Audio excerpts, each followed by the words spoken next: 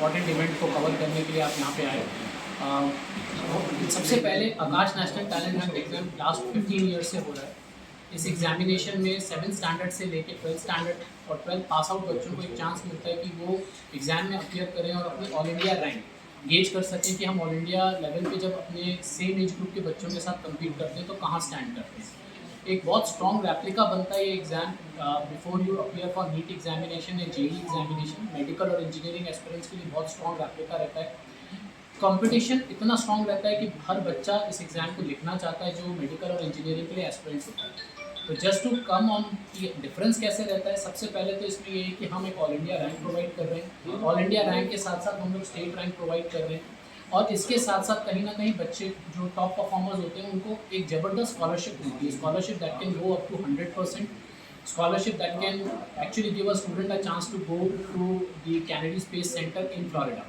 तो ये हमारे एस्पेक्ट्स हैं इस बार के एंथी में जो हम अप्लाई कर रहे हैं। सेकेंड पार्ट आपका क्वेश्चन का था कि हम औरों से कैसे डिफरेंट है। इसमें सबसे बड़ा डिफरेंस यही है सर कि हम जब आकाश इंस्टीट्यूट में नेशनल टैलेंट हंट एग्ज़ाम कराते हैं तो हम उन टैलेंट को नर्चर करते हैं जो स्कूल में अच्छा परफॉर्म कर रहे होते हैं और वो स्कूल के बच्चों को स्कूल की एजुकेशन के साथ साथ ही हम आकाश में बुला के एजुकेशन देते हैं। हमारी टीचिंग पैटर्न जब बच्चा एंथी का एग्ज़ाम देता है और एक अच्छा रिजल्ट लेके आता है, उस रिज़ल्ट को लाने के बाद बच्चे के पेरेंट्स को कॉल किया जाता है, वो यहाँ पे आके एडमिशन लेते हैं और हमारी क्लासेस जो होती हैं या तो वो इवनिंग आवर्स में होती है, which starts at 4 o'clock to 7:45, Monday Tuesday Thursday Friday पढ़ाते हैं। स्कूल के साथ साथ क्लासेस चलती हैं, अदरवाइज उनकी शनिवार और रविवार को क्लासेस होती हैं जो 8 बजे से लेकर 5 बजे तक होती हैं। ये पैटर्न ही हम फॉलो करते हैं। कभी भी हमारे यहाँ पे ऐसा पैटर्न आपको नहीं मिलेगा कि हम सुबह किसी बच्चे को बुला रहे हैं और उससे बोल रहे हैं कि आप अपना स्कूल मिस करके आकाश इंस्टीट्यूट में आके पढ़ें। ये एक सबसे मेजर डिफरेंस है जो हम लेके आते हैं। मेरे बच्चे को अगर आज भी एक सील है कि उसे डॉक्टर बनना है, अगर उसे डॉक्टर बनना है तो सर उसके पास एकेडमी नीट का एग्जाम है। Until unless government of India लाए कि हम कोई दूसरा एग्जाम लेकर आए, नीट का एग्जाम उसके लिए है। तो मेरे लिए सबसे इम्पोर्टेंट है अगर मैं एक पेरेंट हूँ कि मेरे बच्चे को नीट का एग्जाम लिखना है तो उसी से वो MBBS स्टार्ट करेगा। So I think just to answer your question की विश्वास उठ रहा है। देखिए कहीं ना कहीं इस साल जो हुआ है वो एक बहुत बड़ा लर्निंग हुआ है गवर्निंग अथॉरिटीज में उसका पार्ट थे, उनको एक लर्निंग मिला हुआ कि उनको कैसे इस चीज़ को करेक्ट करना है ताकि कहीं ना कहीं उनकी रेपुटेशन में भी इम्पैक्ट ना आए। यही मैं कह सकता हूँ। बट एज अ पेरेंट जब मैं अपने बेटे को जाऊँगा या टीचर्स के पास लेके आऊँगा तो मैं यही कहूँगा कि भाई नीट का एग्जाम ही आपके लिए ग्लोबल गेट है। आपको नीट के एग्जाम में अच्छा स्कोर ला के ही गवर्नमेंट कॉलेज में जाना है, 4.5 साल की पढ़ाई 1 साल की इंटर्नशिप करके डॉक्टर बनना है, तो वो करने के लिए नीट का एग्जाम ही है। तो आई थिंक उसके लिए एक सिंपल सी चीज़ ये है कि कहीं ना कहीं जो गवर्निंग अथॉरिटीज़ हैं वो इस चीज़ को जो भी उनके लेकुनाज रहे इस बार उसे करेक्ट करें, यही हम सजेस्ट कर सकते हैं। तो शिक्षा संस्थान तो और भी बहुत सारे आकाश किस तरह से भी आपको डिफरेंट हो रहा है। थोड़ा मैंने सर को आंसर किया था अभी, लेकिन फिर भी मैं इसको बता देता हूँ सर कि हमारा जो मेथड है वो कहीं ना कहीं जो 25 साल पहले हम जब से हमारे कांग्रेस सर ने स्टार्ट किया था उसी प्रोसेस को फॉलो करते हैं। प्रोसेस ये है सर कि अगर एक बच्चा आता है वो स्कूल में पढ़ने वाला बच्चा है, क्योंकि नीट के एग्जाम में 11th और 12th आते हैं, जेई के एग्जाम में 11th और 12th का सिलेबस आता है। किसी भी स्टेज पे कोई पेरेंट हमारे यहाँ एडमिशन लेने आता है तो हम उनको ये नहीं कहते कि आप स्कूल की टाइम को हटाइए, बच्चे को सुबह हमारे पास भेजिए, हमारे टीचर्स को एडिशनल टाइम चाहिए। बच्चे को प्रॉपर इंगेज किया जाता है वीकडेज में या वीकेंड। वीकडेज में अगर बच्चा नोएडा 18 के पास रह रहा है, कोई एक्सप्रेसवे के पास है तो वीकडेज में आ जाता है। थोड़ा दूर रहता है considering demographic of the city, जाम लगता है और सारी चीज़ें होती हैं, तो वो इसी हमने सैटरडे संडे का बैच निकाला है। सैटरडे संडे मैक्सिमम स्कूल्स बंद रहते हैं। इसी कैरिकुलम को हम ड्राइव करते हैं, इसी पर्टिकुलर प्रोसेस को लेके जाते हैं।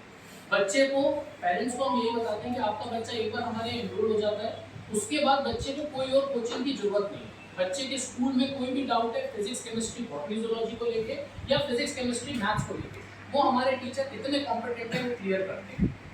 बच्चे को कहीं ना कहीं जब भी यहाँ से कोई ऐसी चीज़ होती है कि उसके डाउट्स क्लियर नहीं होते, एडिशनल टाइम मैनेजर से लेते हैं, टीचर्स अवेलेबल रहते हैं। हमारे यहाँ पे कोई कॉन्सेप्ट जूनियर टीचर्स का नहीं है, सारे सीनियर मोस्ट टीचर्स हैं, 15-15, 20-20 साल से आकाश में।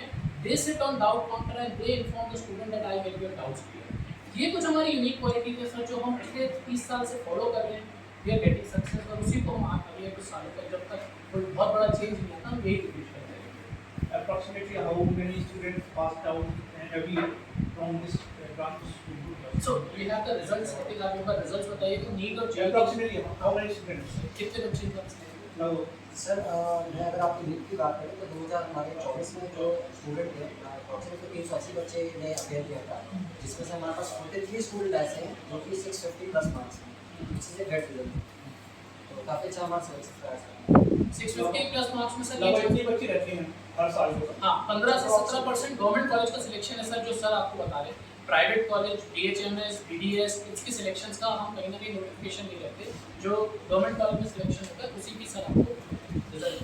मैं आपको सर एक और रिजल्ट बता दूँ, ये जो हमारी नोएडा की ब्रांच है सबसे पुरानी ब्रांच है। लास्ट ईयर 2023 में पूरा यूपी का स्टेट टॉपर बच्चा यहाँ से प्रोड्यूस किया 16 सुबह। तो हर साल हमारा कोशिश यही होती है कि बच्चों को बेस्ट से बेस्ट एकेडमिक एक्सीलेंस नर्चर करें सिस्टम पे और उनको अच्छा सिलेक्शन। सर एजुकेशन मेथड जो है आप लोगों का वही स्कूलिंग वाला सेम एजुकेशन मेथड है, जो स्कूल्स में एजुकेशन दी जा रही है वही लोग आप लोग, तो आपके एजुकेशन मेथड में क्या चेंजेस हैं जो स्कूल्स में नहीं बच्चा सीख पा रहा, आप क्या सीख लेगा, ऐसा क्या है? सर देखिए तो वो चीज़ तो स्कूल में बच्चा लर्न कर सकता है, जो आप लोग क्या अलग दिखा रहे हैं, क्या आपके प्रैक्टिकल्स अलग हैं जिससे बच्चा कुछ अलग गेन करेगा? टाइम मैनेजमेंट एक बहुत बड़ा रोल प्ले करता है सर। टाइम मैनेजमेंट के साथ साथ जब मैं सर का क्वेश्चन आंसर कर रहा था, जब स्कूल में बच्चा पढ़ता है तो मेजरली वो स्कूल लेवल पे कंपटीशन कर रहा है। हमारे यहाँ पे बच्चा पढ़ता है तो ग्रेजुअली उसको हम ऑल इंडिया लेवल के प्लेटफॉर्म पे लेके जाते हैं, ग्रेजुअली लेके जाते हैं। जैसा मैंने अभी एग्जांपल दिया था, पहले क्लासरूम रैंक्स आती है, क्लासरूम रैंक के बाद इंटर आकाश रैंक आती है, जो हमारे नोएडा के सेक्टर में 4 सेक्टर उनके बीच में बच्चे की रैंक क्या बन रही है, और फिर ग्रेजुअली ऑल इंडिया लेवल के पेपर आते हैं जहाँ पर सिलेबस एक पैरिटी पे आया जाता है, उसी तरह पेपर हो जाता है। तो वहाँ पे बच्चे को पता चलता है कि जब मुझे नीट का एग्जाम या जेईई का एग्जाम लिखना है तो मैं ऑल इंडिया लेवल पे कहाँ से आ रहा sir rank is a different thing. मैं आपसे आपकी इस सवाल को पूछ लेता हूँ कि बॉटम स्कोरर्स जो है, कि जो बॉटम स्कोरर्स हैं जिनके बॉटम पे हैं, तो उन्हें इंप्रूव करने के लिए उनकी रैंक इंप्रूव हो जाए, उसके लिए आप लोग क्या करते हैं कि हम लोग भी ऐसा कुछ जाने कि कोई आकाश इस चीज़ है डिफरेंट करता है जिसके लिए लोग आके यहाँ एडमिशन लें, हम लोग अपने जो कॉलम्स में लिखेंगे, कुछ फोटो जर्नलिस्ट लगाएंगे, पेपर्स लगाएंगे, तो हम लोग भी लिखेंगे ना कि क्या ऐसा आकाश में क्या है कि जो अलग है सबसे। आपका पहला पार्ट का क्वेश्चन जो था उसको मैं इसलिए आंसर कर रहा था कि स्कूल और गवर्नमेंट का डिफरेंस है। Second part of the question है अगर कोई बच्चा टॉप क्वार्टाइल में है और एक बच्चा मिड क्वार्टाइल में और एक बॉटम क्वार्टाइल में, उसके लिए हमारे पास क्या प्लान ऑफ एक्शन है sir? Time and again parents को इनवाइट किया जाता है पीटीए के लिए, उनके साथ रिजल्ट शेयर किए जाते हैं। नाउ अब इसमें ये रहता है कि जो बच्चा टॉप क्वार्टाइल पे है, जिसको हमें लग रहा है जैसा अभी सर ने बताया कि 43 स्टूडेंट्स 650 प्लस मार्क्स, इन 43 स्टूडेंट्स पे हमारी टीचिंग टीम और एफर्ट डालती है कि ये 650 से 700 के नजदीक जाएं, क्योंकि इनका लेवल एक पर्टिकुलर पैटर्न पे सेट होता है। इसी का अपोजिट होता है कि कुछ बच्चे होते हैं जो 550 500 के स्कोर पे होते हैं, सर इन बच्चों को एडिशनल क्लासेस के लिए पढ़ाया जाता है, रेमेडियल क्लासेस के लिए पढ़ाया जाता है। बहुत सारे वेकेशन टाइम्स ऐसे होते हैं जिसमें हम बच्चों के पेरेंट्स से रिक्वेस्ट करते हैं कि हम आपके बच्चे की प्रोग्रेस देख रहे हैं, हम देख रहे हैं कि वो 500 550 बीच में स्कोर ले आएगा, जेईई मेंस जेईई एडवांस में चला जाएगा, आप इसे थोड़ा एडिशनल दीजिए ताकि अगर इसका कुछ पैटर्न मिस हो गया तो हम कवर करें।